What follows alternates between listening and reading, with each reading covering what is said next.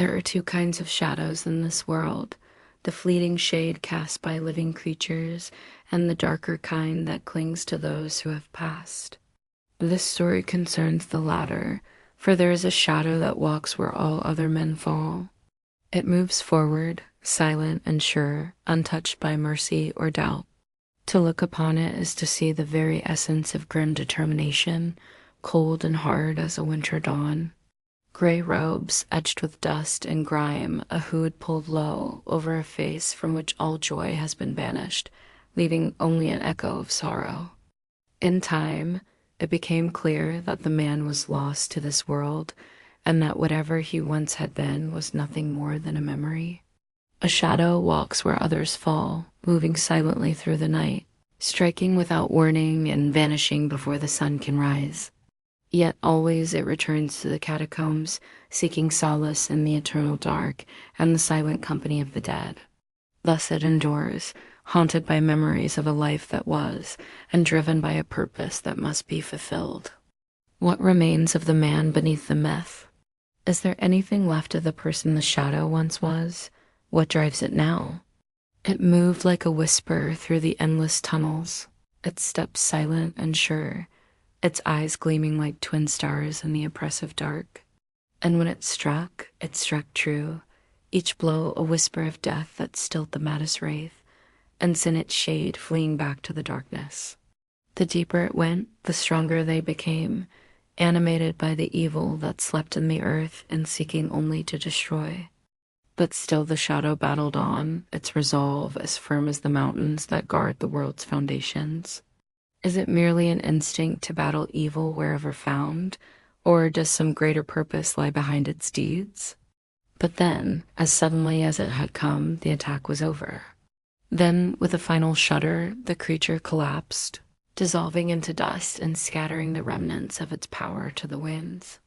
And as it faded, the shadow felt the grip upon its soul begin to ease, felt the whispers of madness recede, and the crushing weight upon its chest lift a fraction.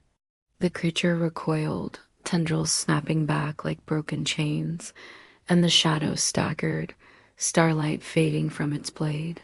But it did not fall. With a strength born of grim determination, it righted itself and pressed its attack, driving the creature back, step by step, inch by agonizing inch, until at last, with a final surge of starlight, it drove its blade deep into the creature's heart. If the evil in the earth were to spread, the whole world would be plunged into an age of darkness and despair. The way had cleared, and the shadow moved forward, deeper still into the earth. So it turned and walked once more toward the forgotten world above, to seek out new horrors and banish them forevermore. The air grew thick with malice and dread, pressing upon the shadow like a physical weight. Even the darkness here seemed to recoil in fear and revulsion, but the shadow did not yield. It stood firm, a bulwark against the encroaching night, and drew its blade, a whisper of starlight in the oppressive gloom. And at last it came to a vast cavern, its roof lost in the blackest depths, and its floor littered with bones, and crowned by a single black altar. And from the heart of the altar, tendrils of darkness writhed, reaching out like grasping claws, coiling and twisting and whispering maddening secrets on a forgotten tongue. The faces of those it had saved flickered through the shadow's mind, each a silent plea for the debt to be paid in full. It could not fail them. It would not. Every strike of the shadowy blade sent sparks of starlight flying. Each parry sent tremors through the cavern, shaking the very foundations of the earth. The two were evenly matched, shadow against shadow, each fighting for the fate of all creation. The answer, like the shadow itself, lies hidden in the past, buried beneath the ruins of the old world, and guarded by the nameless horrors that stir in the dark beneath it. For here it is free from the pitying gazes of men and the burden of their hopes. Here it can dwell in peace, or as close to peace as any living thing can hope, while dwelling among the bones of the dead.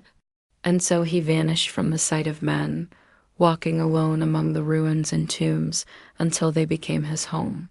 But it seemed more like a choice, however grim, better to dwell among the dead than watch the living cower in fear. For though the shadow walked alone, it was not truly forsaken, for it bore within it the fading memory of its former self, the ghost of a life lived long ago in the days before the world grew dark.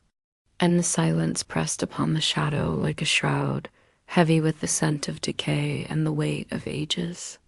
As it delved deeper into the earth, the air grew colder, the stones hung with thicker webs, and the very darkness seemed to writhe and coil, sensing the approach of something alien to these places. And then it saw them, stirring in the gloom like rats in a tomb. They were wraiths, shades of malice and madness, drawn to the growing evil and made monstrous by its touch. And sometimes in the deepest hours of the night, when the veil between worlds is thinnest, it can almost hear her voice calling to it sweet as a summer breeze, urging it to cast off the burden of its endless vigil and find peace at last. So it was that the creature known only as the Shadow found itself in the catacombs beneath the fallen city of Aldranth, delving ever deeper into the earth in pursuit of an ancient evil that stirred once more. Not because it is strong or swift or wields weapons of great power, but because it is inevitable. Some say it was a warrior, some say a scholar, but most agree it was a man who loved a woman whose face had been as radiant as the dawn and as gentle as the twilight. But even such beauty cannot last when the world is full of shadows. For one day her light went out and he found her lifeless, drained of blood and crushed as though by some unseen weight. And as he wept beside her, clutching her cold hands and whispering forgotten lullabies, something inside him broke and the shadow was born. When kingdoms collapse and their mightiest heroes perish, it does not flee. They say that long ago it was human, though none can recall its true name or remember when it walked among the living. Yet men who have seen it speak with one voice about its form, how it wears the tattered remnants of its former life like a shroud, and many years passed. Centuries, perhaps, until one day the earth trembled, and a new horror arose from its depths. It was a creature of nightmare, white spawn of unimaginable evil, come to despoil the land and drag its people down to perdition. The shadow felt its presence as a blight upon the world and knew that it could not stand.